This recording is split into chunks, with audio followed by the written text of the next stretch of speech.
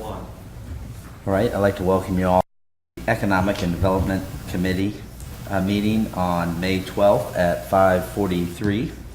I am Bill, the chair, Bill Twist, the chairman. To my right is John Swayzer. To my left is Tom Kendall. And we are here today to provide a recommendation to council regarding Ordinance 11, 2015, the rezoning of part of in-lot 6047, area of 14.577 acres from B-2 to General Business District. This parcel is located on Town Park Drive, and the area is generally located north of State Route 41 and east of Experiment Farm Road. Who's going to enlighten us on this? Enlighten us would be Mr. Davis, the Planning and Zoning Manager. Thank you. Before I get started, I wanted to point out that the applicant is back here along with the project architect and the property owner as well. Essentially, the planned development is a proposal for a senior living facility. It's one building that measures 185,000 square feet. It has 4 wings that includes independent living areas, assisted living areas, and mental health care facilities. They are projected to have 45 full-time employees and 69 part-time employees, and the annual payroll is between $2.8 and $3 million. We have looked at this. This has gone through Planning Commission several different times, several readings. We did make a recommendation for this. It was approved by Planning Commission. This is the process for the general plan. If this would be approved, it would have to come back for a final development plan back before Council and Planning Commission as well. So I believe you saw the layout. The site's proposed on Troy Town Park, just north of Comfort Suites. Do you guys have any questions? No, I'm good with it. You said the payroll was how much, Tim? 2.8 to 3 million. And so the revenue off that payroll for city taxes would be just 1.75%. I don't want to misquote something.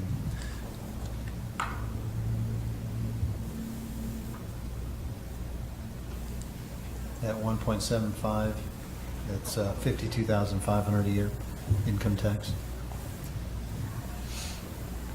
for the property along I-75. Is there something that might generate more revenue as far as tax dollars go or tax base? Well, I suppose there could be if a 1,000 employee manufacturing plant wanted to come through as a PD and you approved it. Did speak with the Economic Development staff as well as the Troy Development Council to ask, would we have any reservations or are we getting a good use out of that particular piece of property, and all felt that was a complementary use in that area. Okay. How many residents total would be in there once you had total build out? Once we have total build out, there's essentially 92 units. So I don't know the number of residents exactly that would be, but there are 92 units and they're broken down with the different units. So 92, have we looked at how much additional traffic that's going to create? We did. Especially when we come back around towards the front of that Walmart where it comes in from 41 and it immediately tees off to the right and left. We certainly did. We actually had requested a traffic study to be completed, and it was by Richard Oakes, who's a PE and traffic transportation engineer. And when the study was completed, it alluded to one car every 7.5 minutes. So it was a very minimal impact on the area. Okay. Do we go back and look at that? Who's responsible to go back and look at that? So once it, let's say it gets approved and we build it, what if it's more than that? What if it's 6 cars now? Do we have any game plan to go back and look at? No, you really patterns? can't do that. Once you approve it, you approve it. That's why, one of the reasons that it took really several months to get out of the drawing phase to the Planning Commission and to you was that the Planning Commission had reservations or at least had questions. I do want to say very clearly and succinctly that The applicant, the developer, is the one who paid for the traffic engineering study. The city did not pay for the traffic engineering study. It is a consultant we did not pay for. Just, I'm sounding repetitive, but I just want to make sure that's noted for the record. And so that's why we asked, and we wanted a certified traffic engineer to do that study. When the traffic engineer came back, he was very confident that this is going to have a very minimal impact. He did some spot traffic counts. He actually went out and did some visual observations while he was, while in the peak times. And so he was very adamant that this would have very minimal impact. Where we would check and we would revisit would be the next development, because there is some additional land that is not developed in that area, in that TIF, that the impact of the traffic impact from this development would play into and would be part of the baseline for any new development that came in, because, of course, they're going to stack one on top of another. And I'm not saying that this developer would be expanding the senior living facility. It could be some totally different developer and development, but certainly this one will impact any future developments. One thing I was impressed with at the last meeting was the support that it had from the local businesses, too, that they saw this as a positive move for that area of the food and also.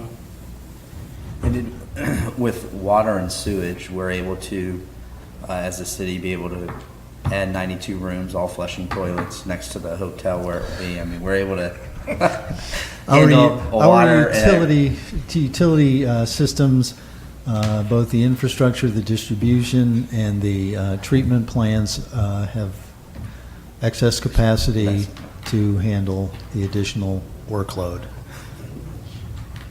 One point for clarification, it was 92, when you asked about the total units, it was 92 total units. That was the independent living facility. There's 30 units in the assisted living and 36 in the assisted memory care for a total of 158. I thought I read in there, is there an age limit? Like someone that's 47, can they go to the assisted? Well, their is there an target marketing will be for senior living, and with the concept and how the meal plans and the living, the facility amenities will certainly be geared towards and marketed to the retired senior demographic. By law, though, you cannot put strict age limits on the the concern availability would be of that if housing. we didn't fill the senior living, that when we have these places, do we open that up to other people to come live and eat dining hall, or some young college grad just wants to be used to? Doubt that would happen, but No, and actually they can probably don't speak know. more than I could. I do know that there's meal plans and different things involved, so it would be pretty expensive for somebody that you just Yeah. described to go in there and Okay. live. So further questions? Anyone else on council have Mr. any Chair, questions? Yes. thank you. I appreciate the demographics that you're targeting to, because, we're all getting older, of course. What if, by some chance, this doesn't fill out? Can it be partially rented out to senior housing, metro housing? Is it all going to be built out at once? I mean, yeah, it'll be built out at once. There's no phases with this. It's one building, so they'll build that. The one thing the plan development does is it gives you a sense of structure, and they can't do anything outside the plan development without approval from Planning Commission and City Council. okay, so if this doesn't fill up all at once, If they wanted to alter what they're proposing to you, they'd have to come back before you. okay. And I understand they have another project that's similar in another city. And how long has that been going and how's it? They've been around for quite some time. We did contact 4 of the communities. There's 2 of them in Ohio that we contacted and 2 in Michigan. We asked different questions about how they are as neighbors, what they've done, how was the process. And the only one negative comment we had was that one was built in the winter and landscaping wasn't put in until the spring. So that was very good comments we received back. And we did have somebody who actually came at council who testified seeing one in Avon Lake that her mother lived at. So we felt pretty confident with the research we've done with the other communities and the contacts we've made with this project. What's the average tenant pay, just for curiosity's sake? That I don't know. Yes, if you would allow it. Sure, absolutely. Thank you. Thanks for being here. Hi, Aaron Seymour from Story Point from Toledo, Ohio. Thank you for having us here tonight. The average rates for independent living start around $3,400 per month, and they go up from there depending on what levels of care are needed. So we have a model where the residents can age in place, and so independent living being most independent, and moving on from there to assisted and memory care.